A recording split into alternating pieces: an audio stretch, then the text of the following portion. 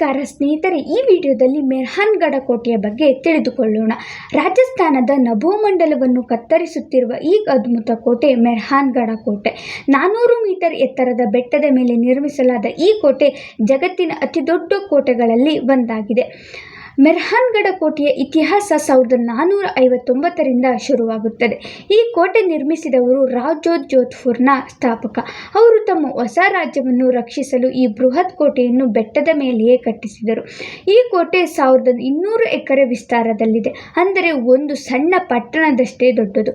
ಇಲ್ಲಿ 8 ದೊಡ್ಡ ದ್ವಾರಗಳಿವೆ, ಪ್ರತಿಯೊಂದು ಯುದ್ಧದ ಸ್ಮರಣಾರ್ಥಕವಾಗಿ ಕಟ್ಟಲ್ಪಟ್ಟಿದ್ದು. ಅದರಲ್ಲಿ ಜಯಫುಲ್ ಎಂಬ ಗೇಟು ರಾಣಾ ಕುಂಭನ ಮೇಲಿನ ಜಯದ ಸಂಕೇತ. ಕೋಟೆಯೊಳಗೆ ಅದ್ಭುತ ಅರಮನೆಗಳು, ಮೋತಿ ಮಹಲ್, ಫೂಲ್ ಮಹಲ್, ಶಿಶ್ ಮಹಲ್ ಇವುಗಳಲ್ಲಿ ರಾಜರು, ರಾಣಿಯರು ಮತ್ತು ಯೋಧರು ಕಾಲ ಕಳೆಯುತ್ತಿದ್ದರು. ಇಲ್ಲಿ ಒಂದು ಗುಂಡಿನ ಗುರುತು ಇದೆ, ಅದು ನಿಜವಾದ ಯುದ್ಧದ ಸ್ಮರಣೆ. ಈ ಕೋಟೆಯ ಗೋಡೆಗಳಿಂದ ಜೋಧ್ಪುರ್ನ ಸಂಪೂರ್ಣ ನಗರವು ನೀಲಿ ಬಣ್ಣದಲ್ಲಿ ಹೊಳೆಯುತ್ತಿದೆ. ಅದಕ್ಕೆ ಇದನ್ನು ಬ್ಲೂ ಸಿಟಿ ಅಂತಲೂ ಕರೆಯುತ್ತಾರೆ.